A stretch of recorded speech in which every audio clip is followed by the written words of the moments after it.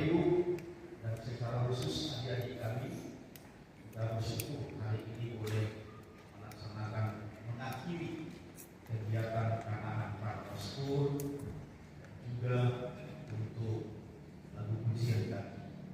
Bahasanya sedikit luar biasa adik-adik kami dan Kanaan Partner School juga 1 minggu mereka langsung bisa bahasanya. Siap-siap. Saya 1 tahun di Nias tidak bisa baca Nias, ya. Jadi kita tidak takut untuk pelayanan di Nias yang dilihat siapa yang generasi berikutnya ke sana karena dibutuhkan. Dan saya juga akan sampaikan kepada Pak Yusuf angkatan berapa itu? Angkatan keempat. Yusuf mereka seniman kita bahasa Nias bisa dipilih ke Nias. Amin. Ada kehidupan, ada dari saya lihat yang dari Nias ya, siapa dari sini keluar, ya, jadi dia di Nias hidup juga dia kan, beberapa tahun, ada orang tahu dari caranya anak-anak hidup juga rupanya di Nias. Baik, Bapak Ibu saudara-saudari yang dikasihi Tuhan, firman Tuhan bagi kita pada hari ini dalam penutupan kegiatan Kanaan Partner School Medan dari surat Rasul Paulus kepada jemaat Filipi pasal 1 ayat 20 sampai dengan 24. Filipi pasal 1 ayat 20 sampai dengan 24. Demikian firman Tuhan dalam nama Yesus Kristus. Kesaksian Paulus dalam penjara. Yang sangat kurindukan dan kuharapkan ialah bahwa aku dalam segala hal tidak akan beroleh malu, melainkan seperti sedia kala. Demikian pun sekarang, Kristus dengan nyata dimuliakan di dalam tubuhku, baik oleh hidupku maupun oleh matiku. Sesungguhnya bagiku hidup adalah Kristus dan mati adalah keuntungan. Namun jika aku harus hidup di dunia ini, itu berarti bagiku bekerja memberi uang. Jadi mana yang harus kupilih? Aku tidak tahu. Aku didesak dari 2 pihak. Aku ingin pergi dan tinggal bersama Kristus. Hal itu memang jauh lebih baik. Namun lebih perlu tinggal di dunia ini karena kamu. Amin. Sampai sedemikian pembacaan firman Tuhan, dan sebagai tema bagi kita dari firman Tuhan yang sudah kami bacakan hari ini adalah hidup bukan sekedar hidup. Hidup bukan sekedar hidup. Saudara-saudari yang dikasihi oleh Yesus Kristus, secara khusus untuk adik-adik kami yang hari ini mengikuti tahapan pembinaan penguatan melalui Kanaan Partner School. Tentu kita ingat, saudara-saudari yang dikasihi Tuhan, bahwa ketika kita dulu bersekolah ya, di tingkat sekolah menengah atas ataupun juga mulai dari sekolah dasar, maka di situ saudara-saudari yang dikasihi Tuhan, kita belajar tentang pelajaran biologi. Jadi di dalam pelajaran biologi itu kita diajarkan, kita diberikan pengetahuan bahwa sesuatu ataupun ciri-ciri dari makhluk hidup, ya ciri-ciri dari makhluk dikatakan hidup adalah ada beberapa hal. Ya ciri yang merupakan ciri-ciri makhluk hidup. Yang pertama, saudara-saudari yang dikasihi Tuhan, adalah makhluk hidup itu dikatakan hidup jikalau dia bernafas. Yang kedua, kalau dia bergerak. Yang ketiga, kalau dia membutuhkan makanan. Kemudian dia tumbuh ataupun berkembang biak. Dan yang kelima adalah bereproduksi. Bereproduksi ataupun berkembang biak. Jadi itulah Bapak Ibu yang dikasihi oleh Yesus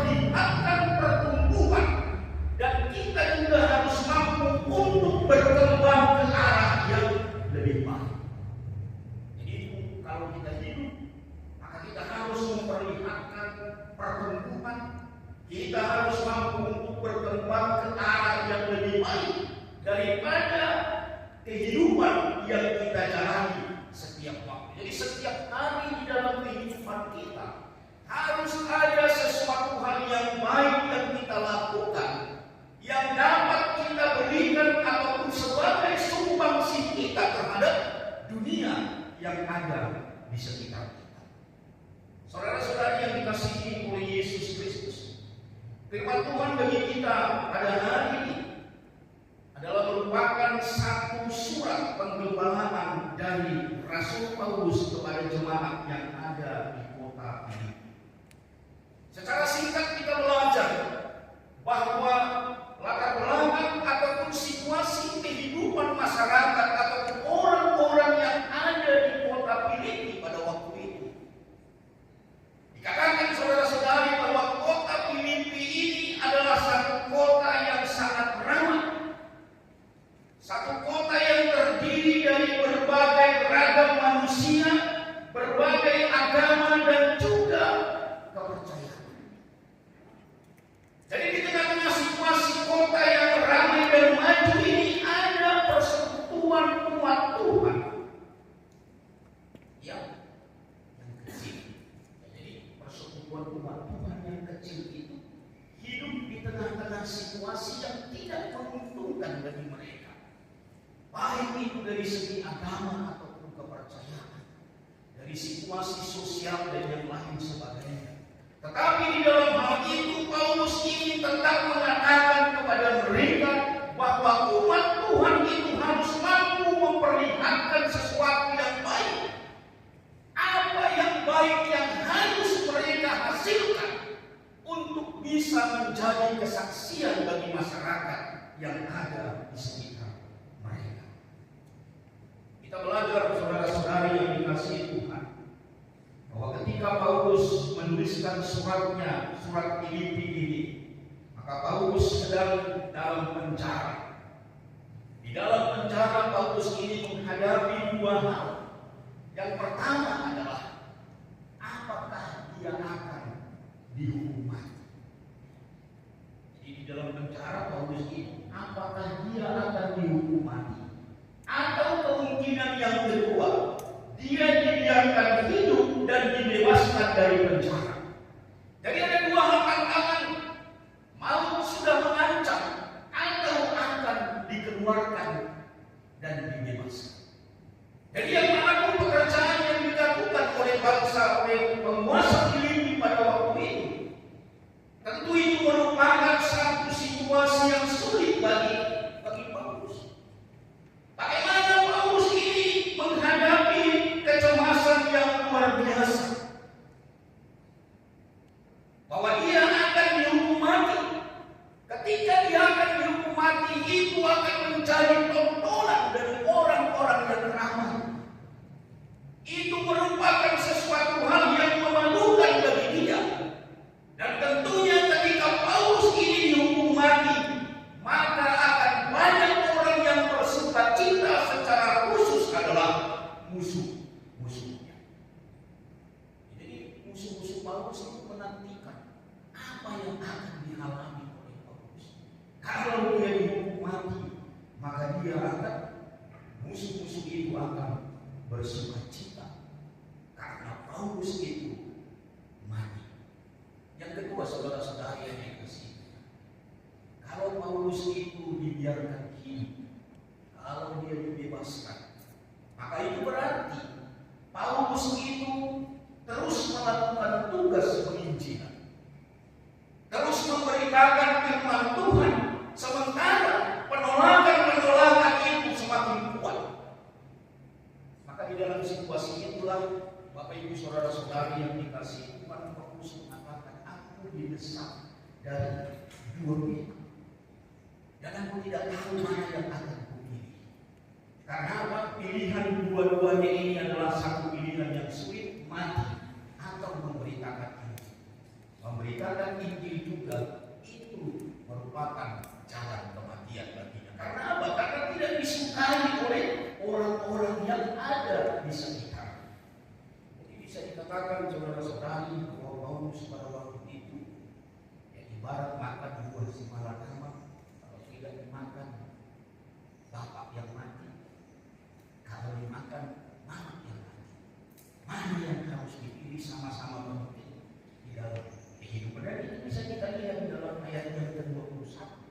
Sesungguhnya bagiku hidup adalah Kristus dan mati adalah keuntungan. Bagaimana hidup adalah Kristus, mati adalah keuntungan. Jadi situasi yang sangat sulit di dalam ayat yang ke-23 juga Paulus mengatakan pergumulan yang sangat berat. Aku didesak dari dua pihak. Aku ingin pergi dan tinggal bersama Kristus. Hal itu memang lebih baik bagiku.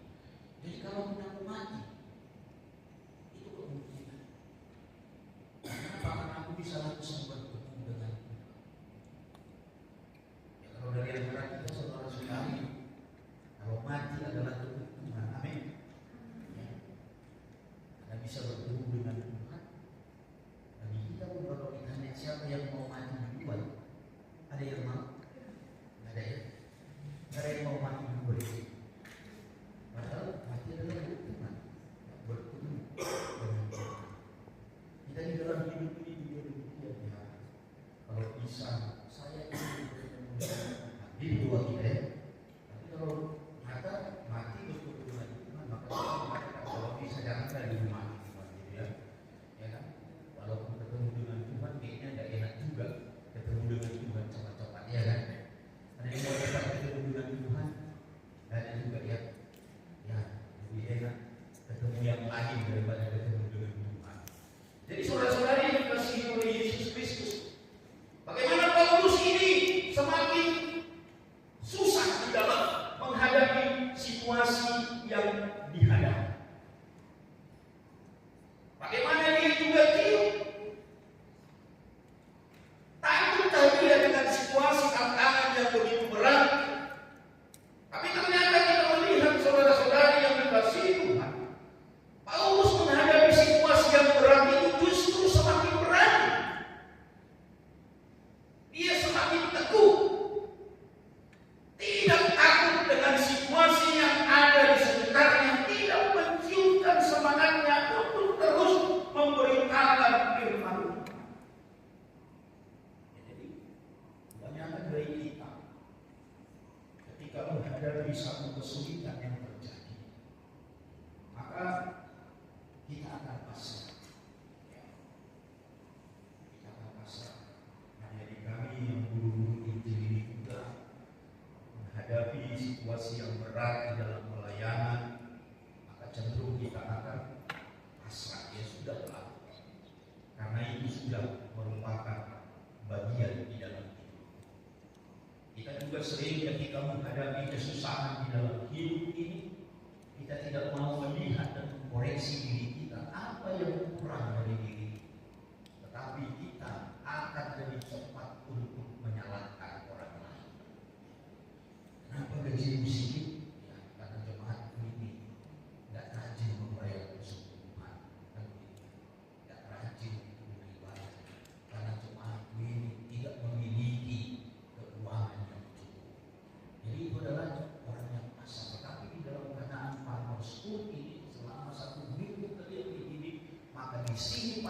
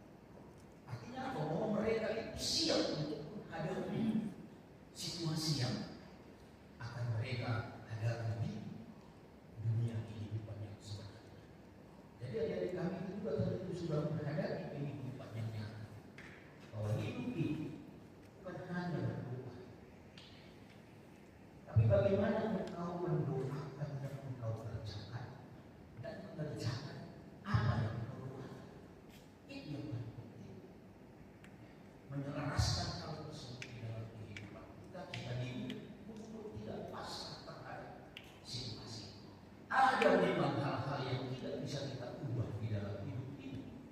Tetapi ada hal-hal yang bisa kita ubah. Oleh karena itu, ubahlah apa yang bisa kita ubah di dalam kehidupan.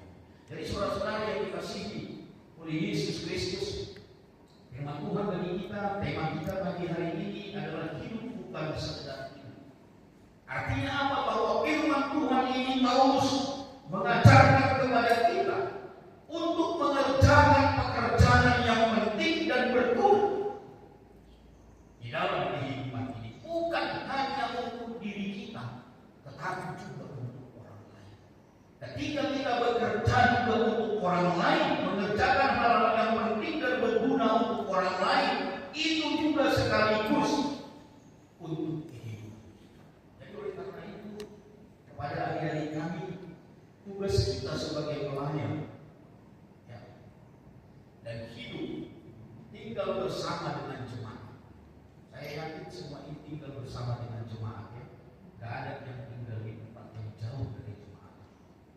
Itu sebabnya sering gereja dibangun, di sampingnya adalah pastor. Ya, tapi ingat juga, di mana Tuhan membangun gerejanya, di sampingnya iblis juga membangun penginapan. Artinya apa? Supaya dia bisa lihat. Apa ini lagi memilih di sini, kan gitu ya.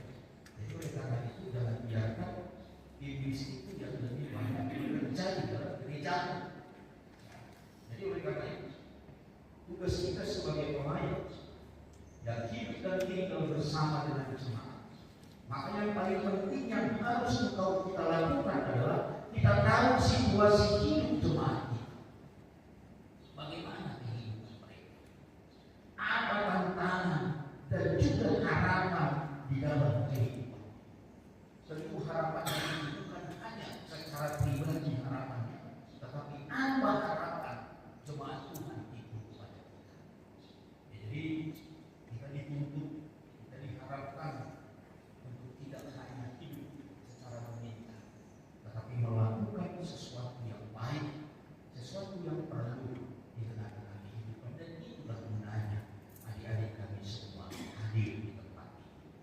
Bagaimana engkau bisa mengubah sesuatu hal yang sebenarnya itu tidak mungkin, ya, tetapi bisa kita percaya.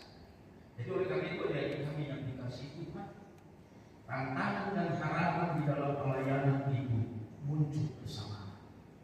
Ketika di situ ada tantangan, maka di situ juga pasti akan ada harapan. Bagaimana kita bisa mengubah tantangan itu menjadi harapan? Itulah kehadiran kita di dalam pelayanan ini, memberikan semangat kepada kehidupan jemaat kita. Bagaimana kita bisa bersama-sama melewati persoalan-persoalan hidup dan juga pergumulan-pergumulan yang dihadapi oleh jemaat. Jadi firman Tuhan bagi kita pada hari ini, hiduplah tidak sekedar hidup. Jadi kalau hidup kan berkapas, tumbuh beranak dan lain sebagainya, tapi tidak hanya seperti itu saja. Ya, kehadiran kita di tengah-tengah gereja. Jadi beberapa hari yang lalu ada retreat kepala daerah yang terpilih menjadi bupati gubernur di seluruh Indonesia, dan di dalam retreat itu ternyata temanya adalah petarung. Jadilah petarung yang sejati. Jadi kalau seorang petarung yang sejati itu adalah orang yang tidak mudah puas. Petarung yang sejati itu tidak mudah puas. Petarung sejati itu tidak mudah bosan. Bosan terhadap sesuatu. Petarung yang sejati itu adalah tangguh. Petarung yang sejati